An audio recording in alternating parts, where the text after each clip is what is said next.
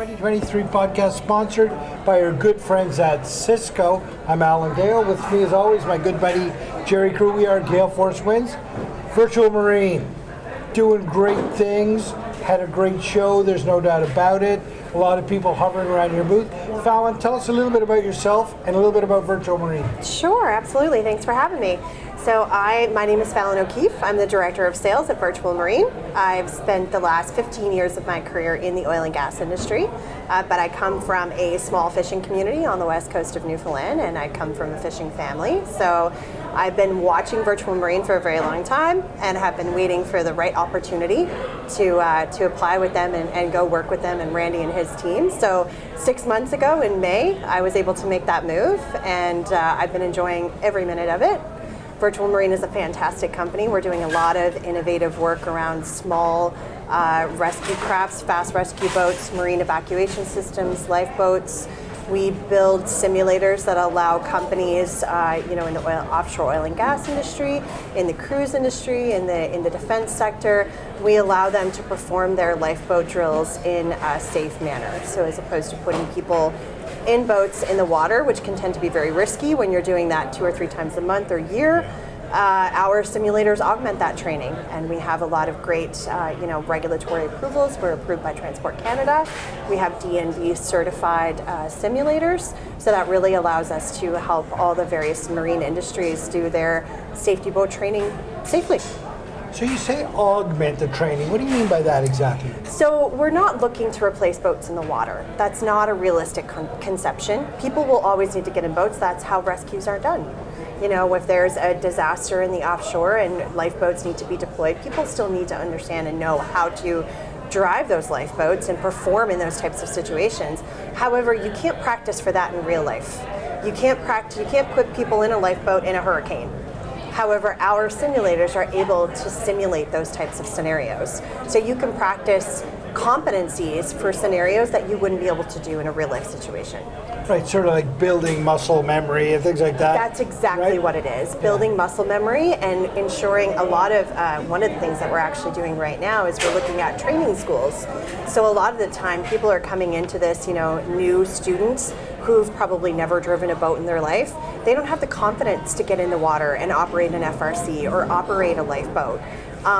If they're able to use our simulators to get used to those, get used to the wheel handling, getting used to the throttle, the feeling of it, understanding how to launch and recover from a supply vessel or a ship, then they learn all of those competencies and allows them to go into the actual practical drills more confidently. The interaction between the person handling your equipment, what does that all look like? How does that look? So it's basically, we can set up various training scenarios. There's different, we have desktop systems that can be used. We also have full mission systems. Basically, there's a coxswain who's going through training. They'll be handling the actual scenario. They'll get in, they'll start the boat, they'll run through a scenario, and then you have someone who's typically on an instructor station, and they're setting up the scenarios for that person. And then there's always consistent communication. So it's the same thing if you were practicing a real life drill. You would have consistent comms with your instructor on board the supply vessel. So they're constantly giving them communication on what they should be doing. And we've got a whole range of scenarios, everything from basic boat handling skills that people can use in a individual perspective. So people are just getting their boating license. We have those types of programs that they can do, right up to very intense stuff that can be used in defense or by the offshore oil and gas corporations. Virtual reality in use there? It is, yes, with our desktop systems, in order to make them more immersive, because typically a desktop system would have multiple screens set up, and you can do it that way. Not everybody can do virtual reality. About 20% of people get sick while using it. Really? Wow. But it does make the experience much more immersive. And it's also great because we have winch control stations which lower and raise the boat, so that can be virtual reality as well. Wow. And I guess the size of the system, is it pretty mobile? Could you, for example, practice boat drills while you're on a ship? Absolutely. So all of our desktop systems, we have 160 systems deployed globally right now.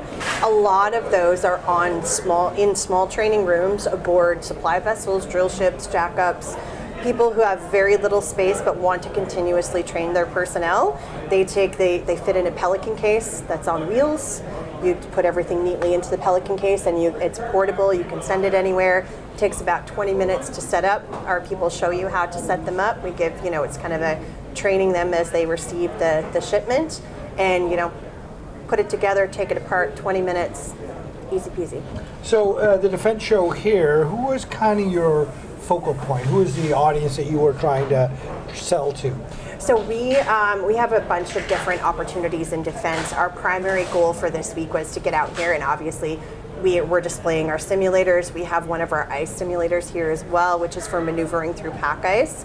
So we are focusing a lot on the Royal Canadian Navy in two aspects. One, we're hoping to get into the training side of things, so helping their personnel train, like you said, getting that muscle memory so that they're doing less live launches and people are able actually to increase their competencies. The other part of it is for recruiting. So as you know, with the Navy, the Army comes in and they have a tank that they could put somewhere, and the Air Force comes in and they have their pilot simulator. But unfortunately, when the Navy's recruiting, they have their boat, but you're not allowed to put, it's too risky to take civilians and put them into the boat. Our simulators, they're actually using right now for recruiting purposes. So they set them up, they have, the ribs, they have the ice simulators, they can use that to recruit personnel into the Navy. That's fantastic. And I can't help but think that when you use simulation like you talk about and augment the training, the environmental impact is so great because you're not burning fuel, you're not, and safe as well, right? You're not putting people at risk by lowering boats and things like that. It's a win-win. Yeah, so the environmental impact thing has come up quite often, and actually some of the folks that we're working with in the US, they have a very massive environmental push right now. They're decreasing the amount of live launches that they're able to do for that exact reason.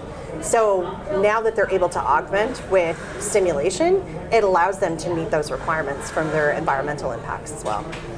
Yeah. Incredible product, and all right here in Atlantic, Canada? Right here, our manufacturing facility and our software developers and business are located in Newfoundland. We have two facilities. We have one which is where our business center is too, and then we have our production facilities on the east end of St. John's. 90% of what we build is manufactured in Canada. Only about 10% of that is from overseas. And all of our modular parts, we have 6 3D printers that are running around the clock, and our guys in the production facility are building all of those and putting them all together. Falon, how many people on the sales side of the business right now? It's just myself and our VP of sales, Clayton Burry. And Clayton's actually at ADIPEC this week because we have to split up. So he headed to the Middle East. You're kept busy. Very. Yes. It's great though. Well, it's an incredible product. I mean, it makes so much sense to approach boat training and things like that from this angle. It makes a lot of sense economically, environmentally, and the like, to build that muscle memory. And I love the way that you describe it as augmenting training. Right. Because you're right, eventually somebody's got to get in that boat. Absolutely, and we're not there to replace real life experiences. We're there to augment and help with that. And we also have training. We have 4 training centers as well, so that's the other side of our business. We have a training center in St. John's with full mission systems, and we work with companies to help them augment their training. They do some of the Hewitt stuff, so that's turning the boat over in the water and stuff like that, but then they send them to us to do other parts of their training in our twin fall lifeboat or our free fall lifeboat. Yeah, and then we have 3 other training centers globally as well. Falon, sounds like you're in your dream job. Would that be accurate? That would be accurate, absolutely. Yeah, I've enjoyed every minute of the last 6 months. Virtual Marine is a fantastic company to work for. DefSec a good show for you? Absolutely. This is my first defense conference. Oh, good. So I'm, our CEO, Randy Billard, is actually helping me learn the ropes from the defense side. I'm hoping to eventually take over this portfolio for Virtual Marine. So this has been I've gained so much knowledge over the last 2 days. Fantastic. It's been great. Thanks for being on the show. Thanks for telling you. us all about Virtual Marine. We wish you much success. Thank you so much. I appreciate it.